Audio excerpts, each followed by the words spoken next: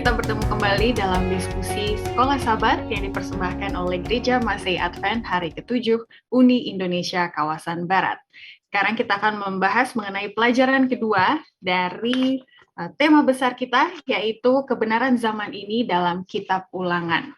Untuk memeriahkan episode kali ini, kita kedatangan Pendeta Mulyadi Tambunan dari daerah Sumatera Kawasan Utara dan juga Pendeta David Panjaitan dari Uni Indonesia Kawasan Barat sebagai Direktur Komunikasi. Shalom Pendeta David, shalom Pendeta Mulyadi. Halo, Horas. Horas, ya kita harus bilang Horas Pendeta, karena tidak ada yang pakai ulas. Baik, kita akan belajar mengenai pelajaran kedua dengan judul Pelajaran Sejarah dari Musa. Nah, ini pertanyaan ringan dari aku buat Pak Pendeta berdua ini. Kalau mau jadi pendeta, harus suka sejarah nggak sih? Atau ada nggak teman-teman dulu waktu kuliah yang bergumul juga karena bosen belajar sejarah, tapi mau nggak mau Alkitab kan sejarah juga ya, jadi gimana itu? Pendeta Mulyadi ada cerita nggak mengenai itu? Saya suka dulu sejarah Indonesia, ya. Jadi waktu SD suka menghafal-hafal nama pahlawan. Lalu setelah masuk ke pendetaan, saya suka ada pelajarannya namanya OTS, Old Testament Survey. Nah itulah, enak ceritanya, tapi kalau sudah masuk ke Daniel atau Wahyu, ya ini mulai ribet. Oke, menarik ya, kalau suka lebih memudahkan. Kalau Pendeta David Panjaitan gimana Pendeta? Pelajaran sejarah enggak suka. Dengar cerita sejarah suka. Oke. Karena kenapa pelajaran sejarah enggak suka? Kan ada ujiannya. Lalu harus menghafal nama orang, menghafal tahun-tahun, aduh ribet. Tapi kalau dengar cerita tentang sejarah, mengasihkan. Oke, jadi dalam mempelajari Sekolah Sabat juga, anggaplah kita lagi mendengarkan cerita gitu ya, biar mudah dimengertinya daripada kayak harus belajar sejarah tahun berapa, tempatnya di mana, oleh siapa gitu ya. Dengan sendirinya itu akan teringat juga kalau kita udah suka. Baiklah, kita akan mulai dengan doa buka, minta tolong kesediaan Pendeta Mulyadi Tambunan untuk berdoa bagi kita. Kita berdoa. Bapa di sorga, kami bersyukur Tuhan izinkan kami boleh belajar kembali di tempat ini untuk mempelajari pelajaran daripada pelajaran yang kedua, pelajaran sejarah dari Musa. Berkati kami Bapa, urapi kami agar pelajaran ini boleh kami sampaikan dan para pemirsa boleh dikuatkan dan diteguhkan akan firman Tuhan ini. Ampuni dosa kami Bapa, dalam nama Yesus kami berdoa. Amin. Amin. Pelajaran kedua, pelajaran sejarah dari Musa memiliki ayat hafalan dari 1 Korintus 10 ayat 3-4. Mereka semua makan makanan rohani yang sama, dan mereka semua minum minuman rohani yang sama, sebab mereka minum dari batu karang rohani yang mengikuti mereka, dan batu karang itu ialah Kristus. Jadi walaupun buku Ulangan, tokoh utamanya adalah Musa, dan pengaruhnya sangat besar gitu ya, karena beliau yang menulis Torah ya, 5 buku pertama di dalam Alkitab, tapi kita harus ingat bahwa pemeran utama dari seluruh Alkitab dan juga kehidupan kita sebenarnya adalah Tuhan Yesus kita, karena dialah yang menciptakan, menebus, dan yang memelihara bangsa Israel dan Musa, yang pelajarannya akan kita bahas kali ini. Ada satu statement menarik yang terkenal dari Kitab Ulangan dan yang disampaikan oleh Musa, yaitu ingatlah apa yang Tuhan telah lakukan padamu di masa yang lampau. Dan mengenai hal ini, seorang penulis, Nyonya Ellen White, mengatakan bahwa kalau melihat sejarah bangsa Israel, respon Nyonya White adalah makin kagum dan makin yakin dalam Kristus sebagai pemimpin kita. Kalau Pendeta Mulyadi Tambunan lihat, umat-umat zaman sekarang gitu ya, makin belajar Alkitab, apakah makin kagum, makin yakin kepada Kristus, atau Pendeta lihat, ya nggak semuanya juga begitu, Ivy, gitu. Gimana Pendeta observasinya? Ya, kalau kita melihat, ya pada saat mereka sudah mempelajari, mereka akhirnya kagum bahwa Allah yang dulu dengan Allah yang sekarang ini tidak ada perbedaan. Karena dilihat dari berkat-berkat yang mereka terima. Ya, bahkan pada masa pandemi ini banyak umat-umat Tuhan, wah, sementara di tempat yang lain mereka lihat bagaimana perekonomian mereka, tetapi pada saat ya mereka saksikan, wah, sampai sekarang kami terberkati ya. Kami dijaga, kami dilindungi, kami dipimpin oleh Tuhan. Jadi kesaksian mereka, Allah itu tidak pernah berubah.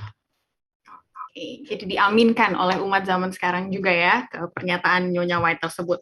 Kalau Pendeta David Panjaitan, gimana ya Pendeta caranya supaya kalau belajar Alkitab tuh jadinya kagum, jadi tambah yakin, nggak tambah takut, nggak tambah bosen, ngantuk gitu belajarnya. Gimana caranya Pendeta? Caranya adalah satu, kosongkan dulu pikiran, lalu baca, biarlah apa yang kita baca itu masuk ke dalam apa? Dalam pikiran kita. Jangan terbalik. Apa yang ada dalam pikiran kita paksakan ke sana. Justru itu akan membuat kita apa? Kurang menghargai Alkitab, kurang kagum dengan Allah kita, dan biasanya kita punya apa ya? Skeptis ya, istilahnya. Masa sih kayak gini? Jadi kita mempunyai gambaran yang salah tentang Tuhan kita yang diwujudkan yang dinyatakan melalui Alkitab.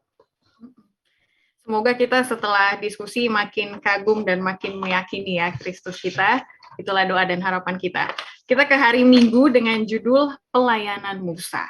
Ketika kita membaca buku Ulangan, itu biasanya berfokus pada peristiwa gitu ya. Jadi one after another, setelah yang satu lagi peristiwa berikutnya. Kita kurang mengerti atau menganalisa karakter Musa.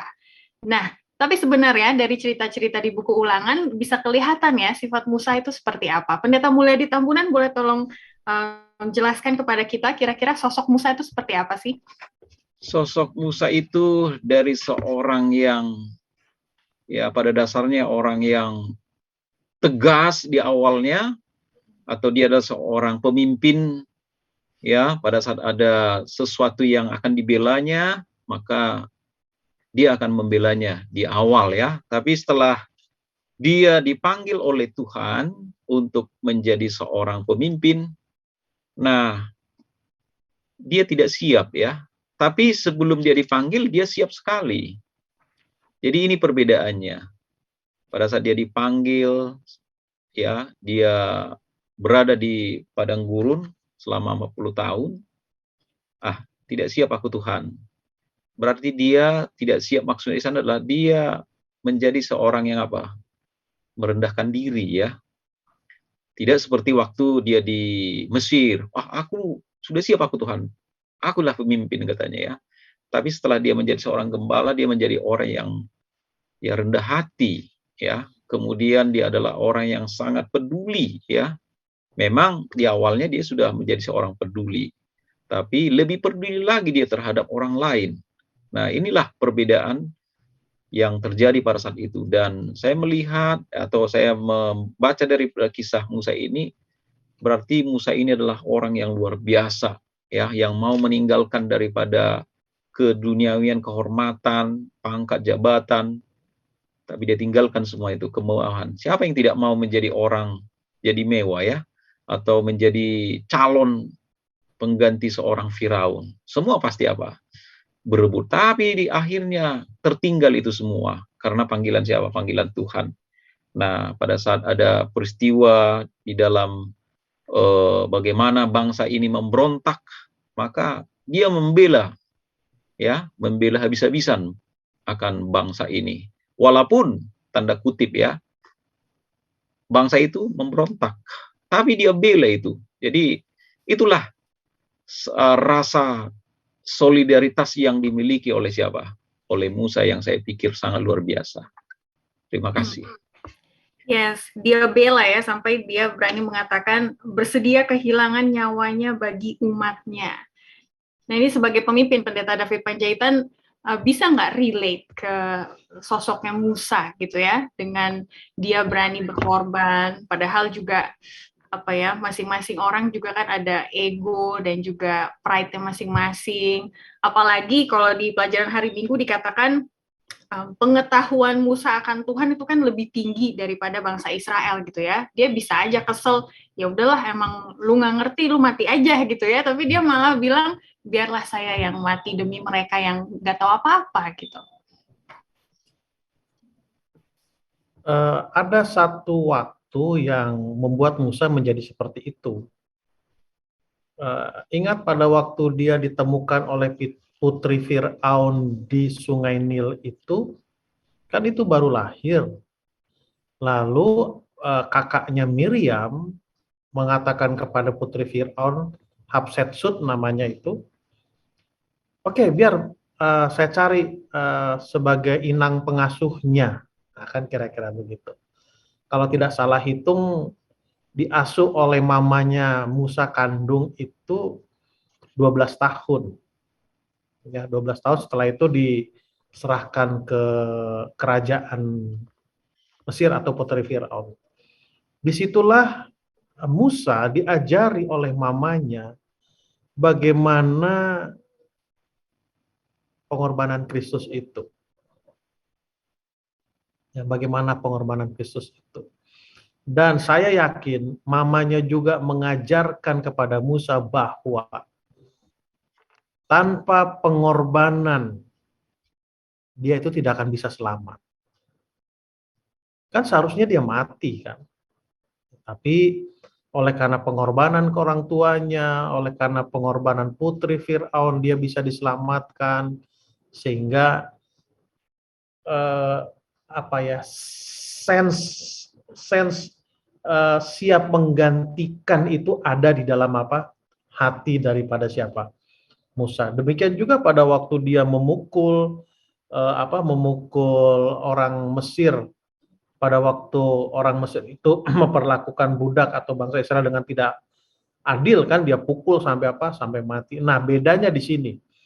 Pada waktu dia masih di kerajaan, dialah yang siap menjadi pengganti, dalam arti akulah sumbernya gitu kan, sehingga dia pukul, dia ini segala macam. Tetapi setelah dia berada di padang gurun selama di Midian, ya kalau saya tidak salah ingat, di Midian selama 40 tahun, dia baru mengerti bahwa dia itu sebagai pengganti saja, tidak ada kekuatan dalam dirinya, kekuatan itu tetap ada di mana? Di atas sana. Jadi itulah yang menjadi prinsip dalam kehidupan Musa, dan ini juga saya lihat menjadi pengalaman dari Petrus. Ingat pada waktu Yesus ditangkap, apa yang Petrus lakukan? Tebas. Tuhan katakan, tidak seperti itu, bukan seperti itu. Ya, semangatnya tetap dipertahankan, tetapi arah perjalanan dari semangatnya itu dirubah oleh siapa? Oleh Yesus sendiri. Kira-kira itu, Ivy. Iya. Jadi kalau boleh dilihat, Musa secara pengetahuan rohani dia siap gitu ya jadi pemimpin, karena ajaran ibunya tuh sangat-sangat advance lah ya, lebih lanjut. Iya. Tapi sifatnya yang belum siap jadi pemimpin. Nah, ini mungkin jadi alasan, jadi excuse buat orang, saya belum siap lah, pengetahuan nggak ada, karakter nggak ada gitu ya. Tapi Tuhan masih bisa pakai kok orang-orang yang kayak murid-murid ya, yang bodoh, tidak terpelajar gitu, jadi orang-orang yang berpengaruh. Melihat ini ya, alasan yang sering dikatakan orang muda lah, misalnya karena saya masih muda ya, saya belum siap Kak, gini-gini. Apa yang bisa kita pelajari dari pelajarannya Musa ya, Pendeta Mulyadi Tambunan, dalam pelayanan, kesiapan dalam pelayanan? Ya, memang inilah yang terjadi, bukan hanya orang muda ya. Di gereja-gereja juga sering kita dapati. Ya, kita mau menjadikan dia seorang pemimpin, pendeta, saya belum layak, saya belum siap. Jadi, nah inilah dilema ya. Nah, kita membaca daripada kisah Musa ini sangat luar biasa dia ya. Ya, seperti yang dikatakan oleh Pendeta David tadi, ya karena apa yang dialaminya dari keluarganya, semuanya itu kan korban ya. Jadi sifat-sifat itulah yang dimiliki oleh siapa? Oleh Musa. Rasa peduli ya, rasa simpati terhadap bangsanya ini sangat luar biasa, kecintaannya. Walaupun pada akhirnya dia harus korbankan ahli waris ya, ahli waris yang akan dia raih. Ya, jadi jarang orang seperti itu ya.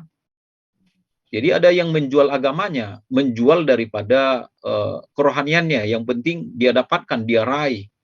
Ya, seorang pemuda, seorang pemudi pun bisa saja dia menjual agamanya. Yang penting kamu kumiliki atau dia menjadi milik saya. Jadi di mana pengorbanan kita? Di mana pengorbanan yang akan kita berikan kepada siapa? Kepada Tuhan. Jadi dengan itu juga maka bagi kita sebagai umat-umat Tuhan, ya apa yang sudah diberikan Allah kepada kita harus kita syukuri, dan dia sudah menjadi korban ya, sudah menjadi pengganti daripada dosa-dosa yang kita lakukan. Nah, berarti kita harus ya mencontoh dong apa yang sudah dibuat oleh siapa? Oleh Allah. Yes, terima kasih. Jadi pelajaran hari Minggu semoga lebih membuka pikiran kita kepada sudut pandang penulis buku ulangan, gitu ya. Karena kita kan mau mendalami buku ulangan ini ya. Evi boleh nambahin nggak? Silakan Pendeta. Ya. Bible not talking about Moses. Iya. Bible talking about God. Yes. How God helped Moses become a leader.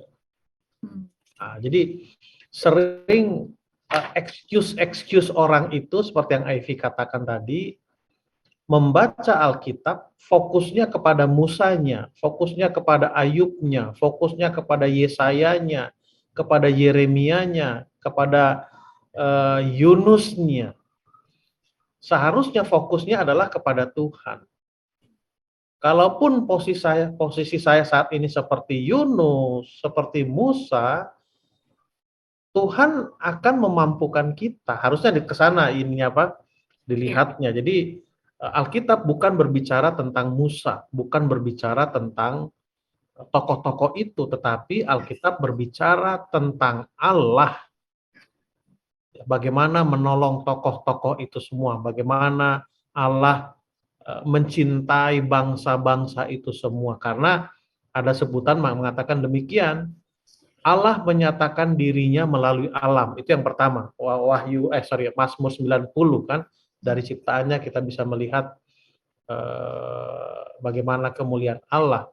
Nah, setelah alam rusak, Allah berbicara atau Allah menyatakan dirinya kepada manusia melalui apa? Alkitab. Jadi Alkitab itu berbicara tentang Allah, bukan tentang Musa, walaupun di sana ada cerita tentang Musa. Ya, bagaimana Allah menolong Musa, bagaimana Allah menolong Nuh, bagaimana Allah menolong Adam dan Hawa, dan tokoh-tokoh yang ada di mana? Di Alkitab. Jangan salah fokus kita. Yes, betul. Jadi Kristosentrik ya, yes. Tetap pada Kristus. Ya. Oke, kita ke hari Senin, nubuatan yang digenapi. Mungkin orang Kristen pada umumnya ketika mendengar kata nubuatan, oh Daniel dan Wahyu gitu ya, terlewatkan bahwa di buku Ulangan juga ada nubuatannya. Pendeta Mulia di Tambunan boleh bawa kita ke situ. Nubuatan apa yang ada di Ulangan dan apakah terpenuhi akhirnya? Ya, jadi pelajaran hari Senin ini, nubuatan ini digenapi, bagaimana perjalanan bangsa Israel ini ya, bagaimana mereka memberontak, bagaimana mereka ya selalu melakukan sesuatu yang tidak diinginkan oleh Tuhan. Itulah sebabnya ya pada saat Musa membawa bangsa ini selalu memberikan bagaimana memasuki satu tempat, ya bagaimana harus ke tempat itu. Nah, seperti pada saat mereka memasuki dari Kades Barnea atau akan memasuki daripada tanah Kanan itu, ya memang menyebutkan bahwa tanah itu adalah tanah yang sangat diharapkan ya. Tetapi karena pemberontakan, pelanggaran-pelanggaran, kesalahan mereka, ya akhirnya ya Tuhan menubuatkan bahwa kalian akan mengadakan perjalanan itu selama 40 tahun. Jadi mungkin ini adalah waktu yang cukup lama. perjalanan yang seharusnya mungkin hanya dibutuhkan 2 minggu ya. Ya, cukup jauh memang ya. Tapi karena kesalahan, karena pelanggaran, maka Tuhan menubuatkan ya kamu akan berjalan selama 40 tahun. Ya, jadi artinya perjalanan itu berliku-liku ya. Kenapa? Ya karena supaya mereka sadar bahwa perjalanan itu hanya dapat berhasil kalau mereka bersandar kepada siapa? Kepada Tuhan. Ya, berulang kali Tuhan sudah membuat sebuah cara ya, malam hari tiang api Tuhan buat, siang hari tiang awam, ya bagaimanalah. Ya kalau di padang gurun itu kan panasnya sangat luar biasa. Tapi Tuhan membuat AC yang luar biasa kepada bangsa ini. Memberontak juga pada malam hari. Padang gurun itu sangat dingin sekali ya, dingin sekali. Tetapi Tuhan membuat tiang api supaya bangsa ini hangat. Tetapi itulah, mereka tidak puas terhadap apa yang sudah Tuhan berikan, sehingga Allah sengaja ya mengatakan bahwa bangsa ini kalian harus akan mengadakan perjalanan selama 40 tahun. Ya, ini nubuatan yang dinyatakan kepada siapa? Kepada bangsa ini melalui siapa? Melalui Musa. Iya, mungkin waktu pertama kali Musa berkata demikian, orang nggak percaya gitu kali ya, karena Mesir ke Tanah Perjanjian kayaknya berapa tahun juga cukup gitu ya. Ya. Tapi karena itu memang nubuatan, jadi Allah yang menggenapinya. Nah, kira-kira dari pelajaran ini, Pendeta David Panjaitan, apa ya yang seharusnya menjadi motivasi kita ketika belajar nubuatan? Bahwa nubuatan itu memang sulit, beberapa gitu ya, termasuk Daniel dan Wahyu, tapi di balik itu ada poin penting yang mau diajarkan setiap nubuatan. Apa itu poinnya? Bergantung kepada Tuhan ya. Saya berpikir begini,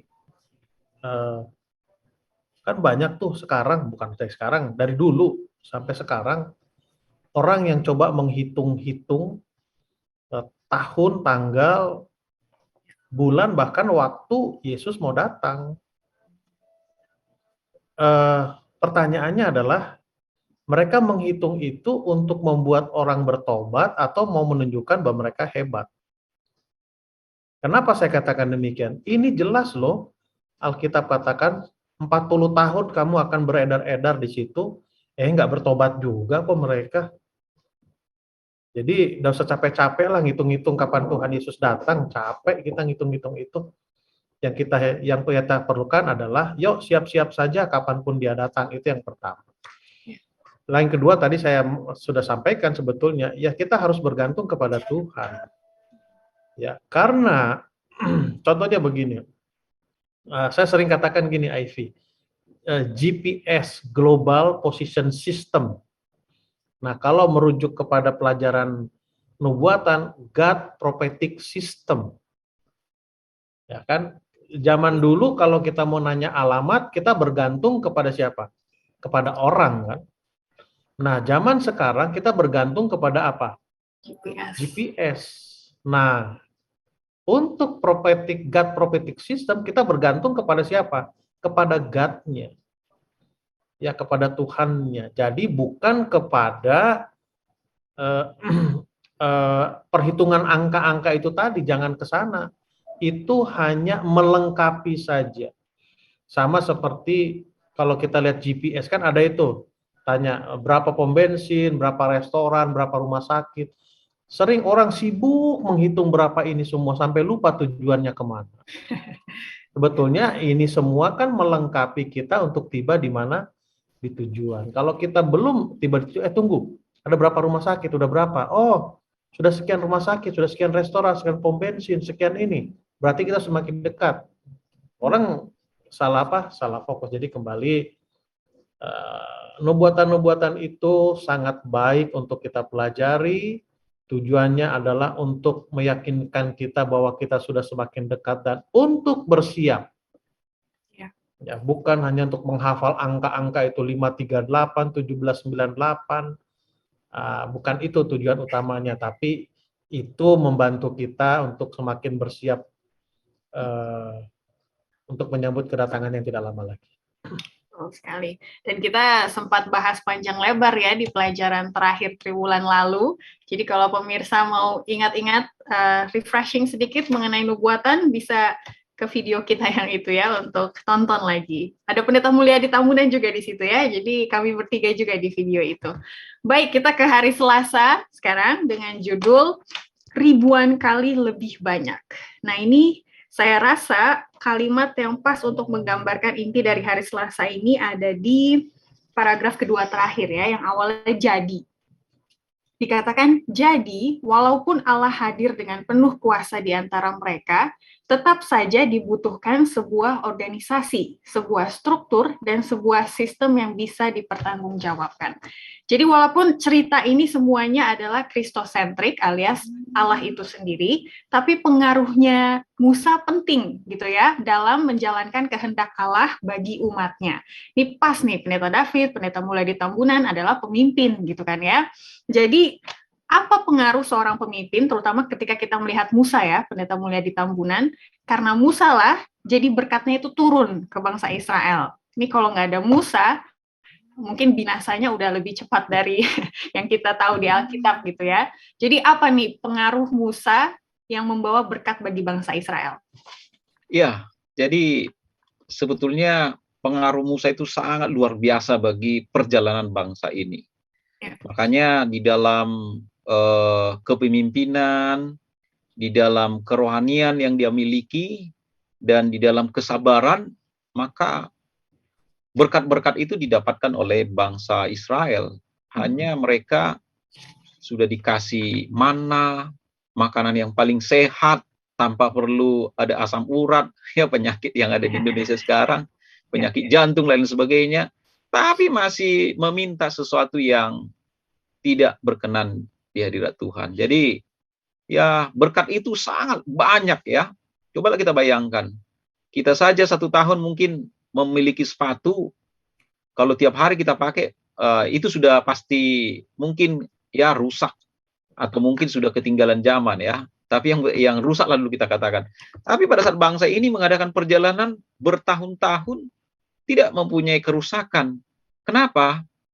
Karena itulah daripada berkat yang diterima oleh bangsa Israel ini. Jadi karena Musa inilah ya, bagaimana dia menghubungkan umat ini dengan siapa? Dengan Allah. Jadi ya, dengan kepemimpinan yang sangat rohani yang dimiliki oleh Musa, maka Allah memenuhi daripada keinginan-keinginan daripada bangsa Israel ini. Walaupun, ya contohnya pada akhirnya pada saat mereka meminta daging, ya Tuhan berikan daging. Walaupun itu adalah sebuah permintaan yang seharusnya tidak perlu. Tapi Tuhan tahu sebetulnya apa yang diinginkan oleh bangsa ini, dan Tuhan memenuhi daripada keinginan mereka tersebut. Ya, jadi saya pikir ya Musa inilah yang membuat bangsa ini menjadi bangsa yang sangat terberkati. Amin. Betapa pentingnya peran seorang pemimpin ya. Kalau pemimpin salah-salah jalan, nanti bawahannya nggak bisa merasakan kemurahan Tuhan gitu ya. Kalau misalnya mereka lupa mau bahwa mana itu dari Allah, harus diingatkan lagi oleh Musa ya. Diulang-ulang itu perannya Musa. Nah, bagi seorang pemimpin, ini kita ke paragraf terakhir. Walaupun kadang-kadang kita mendengar orang mencela terhadap adanya agama yang terorganisir dan lain-lain, dalam menghadapi celaan sebagai pemimpin, bagaimana ya kita membalikan fokus orang tersebut kepada Allah? Ya, karena kita tahu kita juga manusia, kita punya kesalahan, tapi jangan berharap pada saya sebagai seorang Kristen atau saya sebagai pemimpin, tapi lihatlah Tuhan. Tapi susah juga ya, karena kita udah bikin salah sama orang lain atau kita ada dosa juga. Jadi dalam menghadapi celaan, apa yang seharusnya kita lakukan, Pendeta David Panjaitan, supaya mereka tetap percaya sama Tuhan gitu? Abraham saja berbohong banyak kok. Iya kan? Lalu Musa saja menolak kok.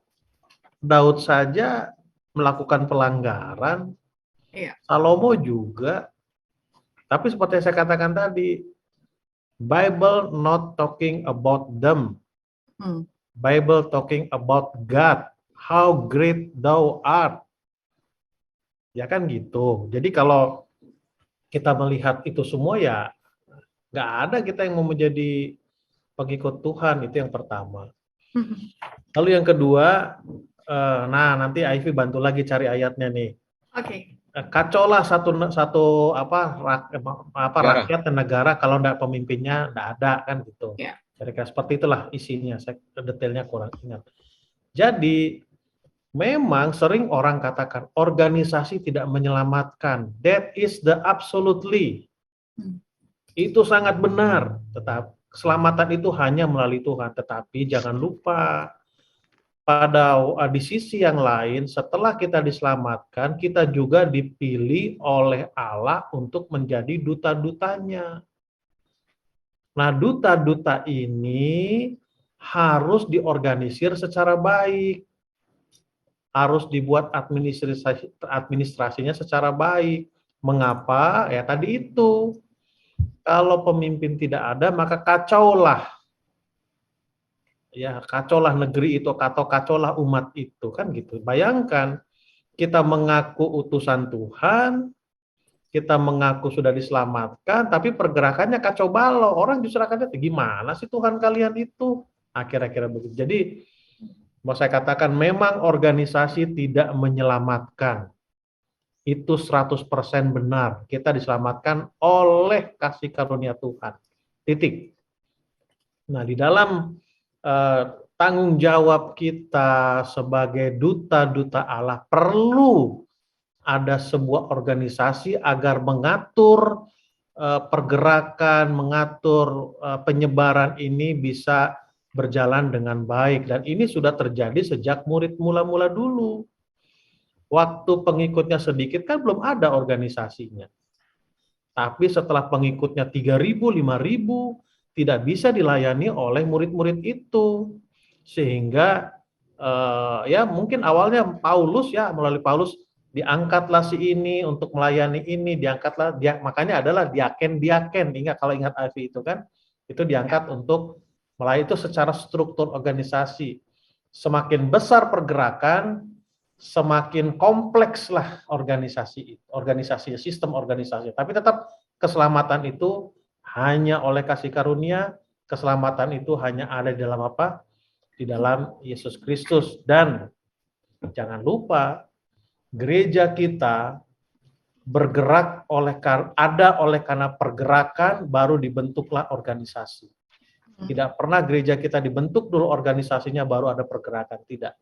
Tapi oleh karena ada pergerakan itu semakin masif, semakin kompleks kebutuhannya, makanya dibuat apa?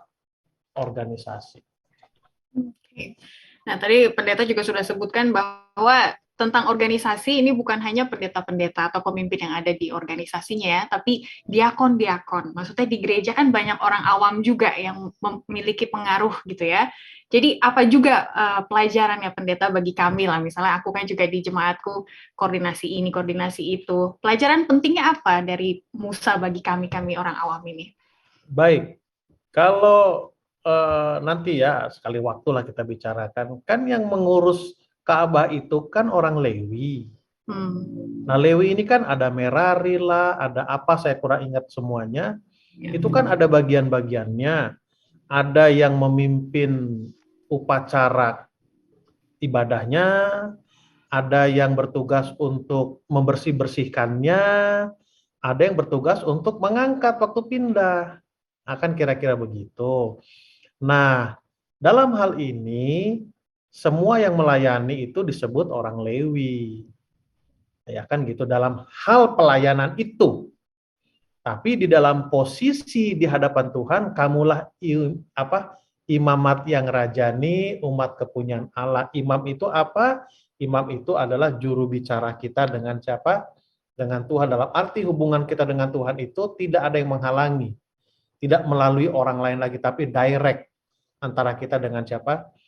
Dengan Tuhan. Nah, jadi seperti tadi pertanyaan Evi, apa sih pengalaman? Ya, kita harus mengerti. Mungkin saya Lewi Merari, Lewi apa? Saya kurang ingat, ada 3 atau 4 itu orang Lewi ya, sama seperti Tambunan ya. Tambunan itu ada si Lalahi, benar ya, ada si Haloho, ada si Payung. Akhir-akhir seperti kami Tuani Bangarna, ada Panjaitan, ada Siagian, Sianipar, Silitonga, kira-kira begitu Ivy ilustrasinya.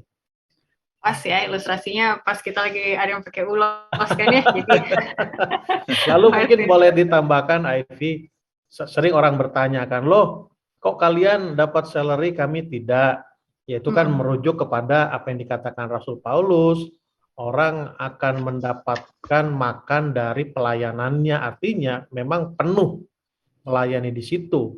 Sementara saudara-saudara yang di jemaat kan masih bisa mencari nafkah di tempat yang lain, kira-kira begitu. Tapi jangan lupa tanggung jawabnya kami lebih berat, karena kan kami bertanggung jawab kepada yang memberi salary kan. Siapa yang di atas sana loh? Bukan yang kasih puluhan. Ya, yang di sana, yang di atas, pemilik pekerjaan. Tadi mungkin untuk menambahi Roma 13 kayaknya yang pendeta cari-cari ya, karena itu banyak Rasul Paulus membicarakan mengenai peran pemerintah dalam kehidupan kita dan juga hubungannya dengan kehidupan rohani kita. Pendeta Mulya di Tambunan, ada yang mau ditambahin mengenai struktur organisasi, peran organisasi dalam keselamatan kita juga ya? Ya, jadi ada juga orang tidak akhirnya dari a priori, artinya tak suka lagi sama organisasi ini. Mungkin seorang pemimpin dilihat melakukan kesalahan, nggak perlu lagi itu katanya. Jadi ya organisasi tidak salah ya. Yang mungkin melakukan kesalahan itu mungkin person masing-masing. Ya. Jadi kenapa diperlukan organisasi? Ya untuk mengkoordinir bagaimana pekerjaan di dunia ini harus diorganisir dengan baik. Karena itu adalah perintah siapa? Perintah Tuhan, ya. Kalau tidak ada perintah, ya bagaimana kita melakukannya dengan baik. Jadi kalau sendiri-sendiri kan tidak bagus juga. Nanti sakit hati seorang, ya mereka tidak terorganisir lagi. Tapi kalau ada organisasi kan bagus dia untuk menuntun umat-umat Tuhan ini kepada pekerjaan yang diinginkan oleh Tuhan. Yes, betul sekali. Dan ini kita baru berbicara mengenai Musa ya, karena dalam pemerintahan Israel kan pemimpinnya juga banyak dan banyak juga yang nggak benar gitu ya. Jadi itu secara keseluruhan lah ya pelajarannya bagi kita yang pendeta atau yang diurapi sama yang awam juga. Baik, kita ke hari Rabu dengan judul Kadesh Barnea. Ini saya kembali ke Pendeta Mulya di Tambunan ya. Katanya kalau tidak ada peristiwa Kadesh Barnea, mungkin tidak ada buku ulangan. Karena ketika Musa mau mengulang perintah Tuhan, dia masih terngiang-ngiang akan apa yang terjadi di Kadesh Barnea. Dan menurut tulisan ini, itu salah satu kegagalannya Musa katanya ya, waktu di Kadesh Barnea. Apa peristiwanya, Pendeta?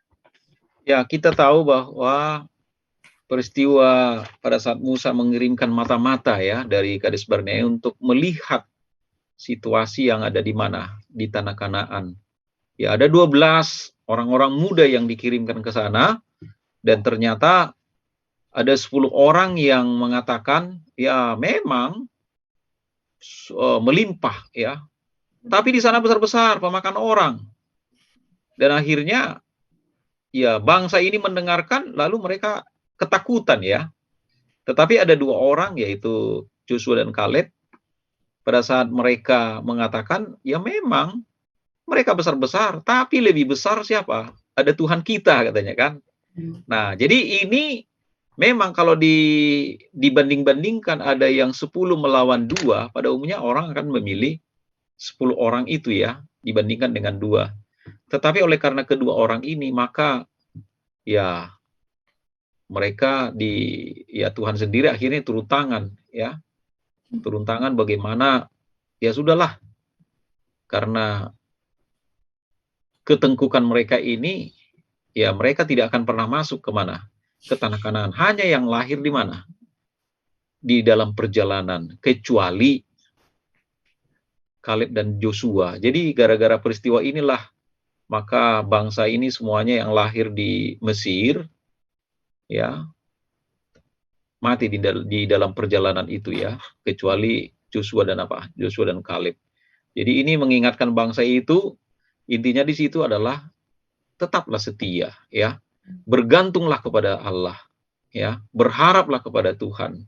Hanya Tuhanlah yang akan memimpin daripada perjalanan hidup kita ini. Jadi sebetulnya Joshua dan Kaleb itu hanya kita bisa masuk, kita bisa mengalahkan, mengusir daripada orang-orang yang ada di tanah Kanaan itu, ya hanya dengan apa? Hanya dengan bersandar sepenuhnya kepada Tuhan atau kepada Allah. Iya. Jadi sangat sedih ya cerita Kadesh Barnea itu, jadi banyak yang tidak masuk ke tanah perjanjian termasuk Musa gitu ya, karena apa yang terjadi di Kadesh Barnea juga. Dan disitulah ada pernyataan penting yang Musa katakan ketika dia nego ya sama Tuhan. Ini di minggu lalu Pendeta David sudah sebutkan, Tuhan janganlah dihancurkan bangsa ini gitu ya. Nanti di mana muka kami, di mana kemuliaan Tuhan dilihat oleh bangsa-bangsa lain, seperti itu ya. Jadi apa yang memotivasi Musa gitu? Karena kalau kita salah mengerti Musa, bisa-bisa kita berpikir seperti di pertanyaan nomor 3 hari Jumat. Katanya nanti dipikir sayalah yang melayakkan keselamatan orang lain gitu. Karena Tuhan mengiyakan permintaannya Musa, jadi orang pikir, oh ya, orang lain bisa selamat gara-gara saya gitu. Bukan Tuhan yang memberikan keselamatan. Apa sih motivasinya Musa mengatakan hal demikian? Satu, karena Musa kenal betul dengan Tuhannya. Itu yang pertama. Lalu yang kedua, Musa sangat mencintai bangsa itu. Ya, kenapa saya bilang bahwa Musa sangat kenal dengan Tuhannya? Dia berani bicara.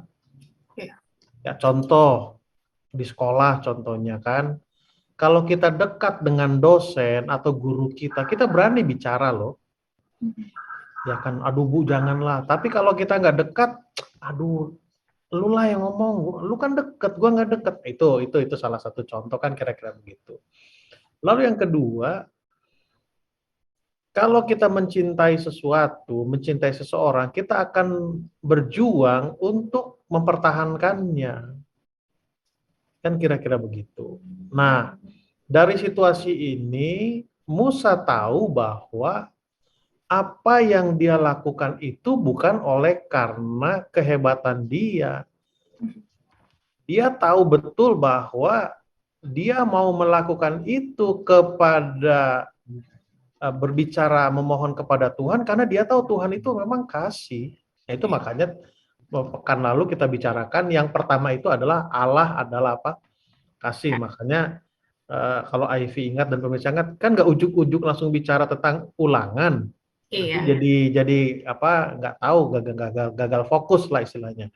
Tapi karena dipelajari pekan lalu bahkan hari Minggu itu ya, hari Minggu Allah adalah kasih. Jadi oh iya memang karena Musa tahu bahwa Allah itu kasih, Musa dekat hubungannya dan tidak terbesit sedikit pun di pikiran Musa bahwa bangsa itu selamat oleh karena apa?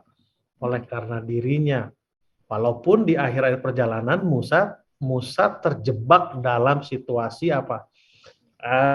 Kalian pikir gara-gara ini aku itu pada waktu apa? Sehingga Tuhan tidak izinkan Musa untuk masuk apa? Tanah Kanaan. Jadi kalau ada orang berpikir karena aku dia selamat, kembali fokusnya adalah aku.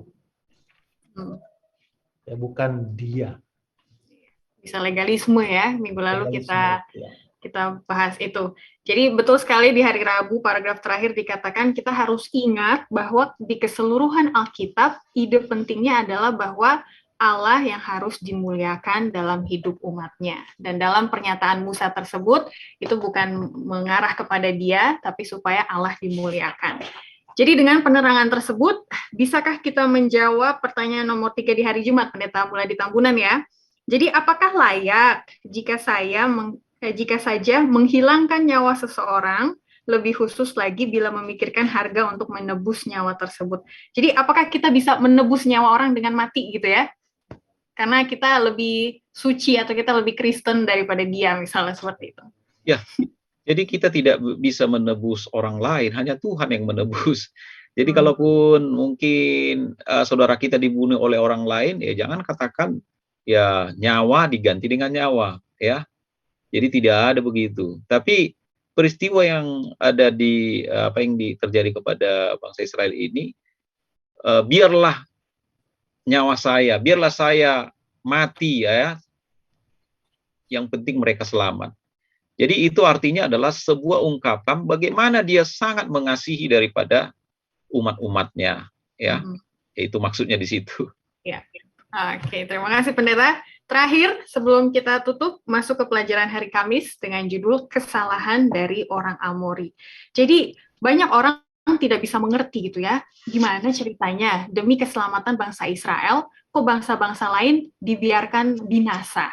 Itu kan kayak nggak konsisten ya sama konsep Allah itu adalah kasih.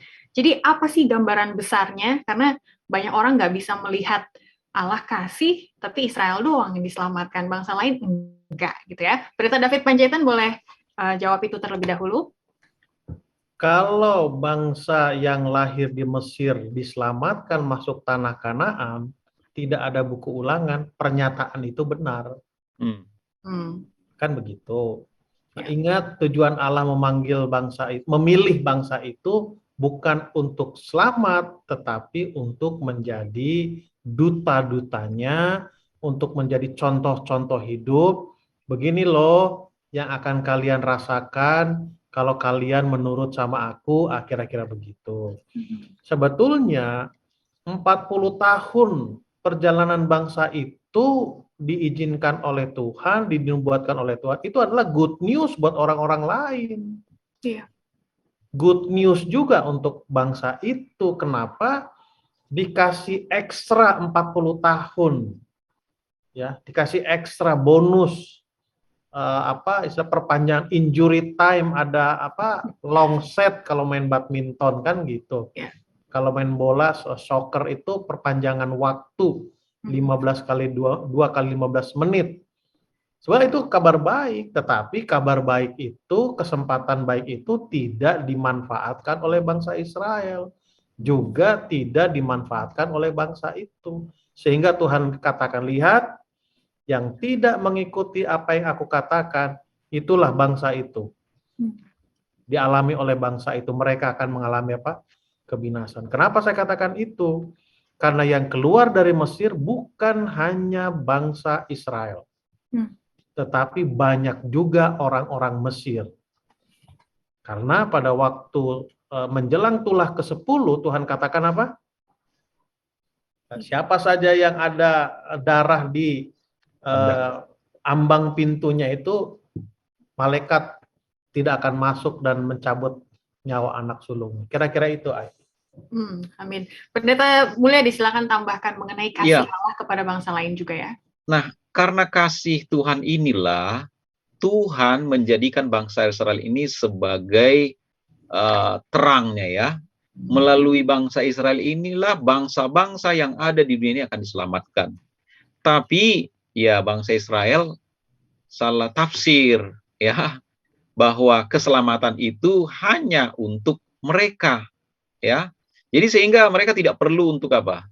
Ya memberitakan kabar baik. Jadi tujuan Tuhan sebetulnya setiap bangsa yang mendengarkan, melihat bangsa ini, mereka akan diselamatkan ya.